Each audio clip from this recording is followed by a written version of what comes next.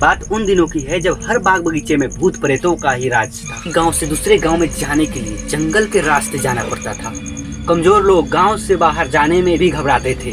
शाम होने के बाद अगर कोई भी अपने घर से बाहर जाता या जंगल के रास्ते कहीं जाता तो अकेला नहीं जाता, वो हमेशा दल में जाता। तो आइए उस समय की मैं भूतिया घटना सुनाता हूँ आप लोगों को। हमारे गांव में एक बाबू साहब थे। अचानक से उनके पेट में जोरों से दर्द होने लगा।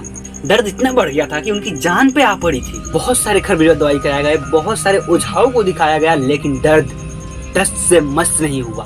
और उसी समय गांव में एक महात्मा आए थे। महात्मा को सारी बातें बताया गया। महात्मा बोले, महात्मा ने राय दिया कि बाबू साहब को अगर 100 साल अगर सिरका पिला दिया जाए तो पेट दर्द छूमंतर हो जाएगा। तभी पता चला कि बगल के ही गांव में किसी के पास 100 साल पुराना सिरका है। अब क्या था, अब सिरका लाने का जिम्मेवारी राजा साहब के पुराने मित्र खिलावन अहिर ने उठा लिया और सिरका लाने के लिए सिधावन गांव में गए। और जैसे ही वो सिरका लेकर आ रहे थे, उसी रास्ते में था एक विशाल काय बरगद का पेड़। और उस बरगद के पेड़ पर एक नामी भूत था।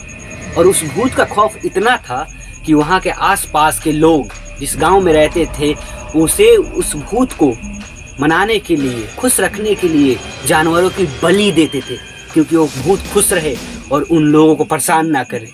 और उससे भी बड़ी बात तो यहाँ है कि उस रास्ते से अगर कोई जा रहा है, अनजान आदमी, अगर उसे पता नहीं है और वो सुरती बना ले तो सुरती की आवाज़ यानी ये वाली आवाज़ जब उसके कानों तक जाती तो वो भूत ताली की आवाज़ सुनकर उसे लड़कार समझ लेता, लड़ाई के लिए अपने पास बुलाता हुआ समझता और जाकर उस आदमी को पटक देता। इसीलिए वहाँ पर लोग गांजा, सुरती मतलब कि ये नशीली पदार्थ चढ़ाया करते थे। और जैसे ही खिलावन अहिर पीपल की पेड़ से कुछ ही दूर थे, तभी उस भूत को सिरका का खुशबू आ गया और वो भूत सिरका पाने के लिए खिलावन अहिर के पीछे पीछे लग गया।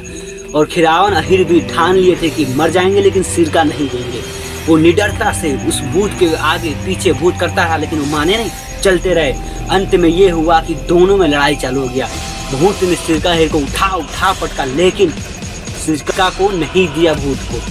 अंत में जब जाते जाते ये लोग गांव के किनारे एक नदी के पास पहुंचे और उसी नदी के किनारे एक और व्यक्ति मरा हुआ था जो उस नदी में रहता था, यानी कि उस पोखरा में रहता था।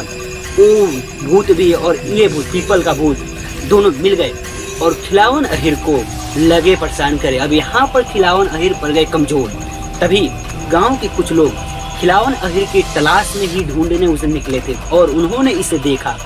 और उन्होंने जब देखा तब ये लोग हुए ज़्यादा, भूत भाग गया वहाँ से। सिरका ले गया बाबू साहब को पिलाया गया। बाबू साहब का धीरे धीरे पेट सब ठीक हो गया।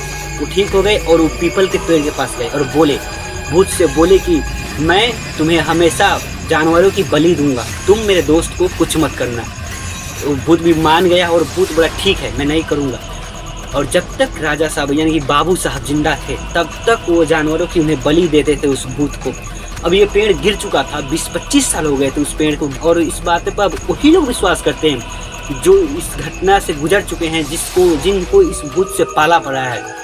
तो अगर आपको भी ऐसे भूत से कभी पाला पड़ा है या कहानी आपको अच्छी लगी तो आप वीडियो को लाइक कीजिए, चैनल को सब्सक्राइब कीजिए और ऐसे ही वीडियो के लिए हमारे चैनल को सब्सक्राइब कीजिए।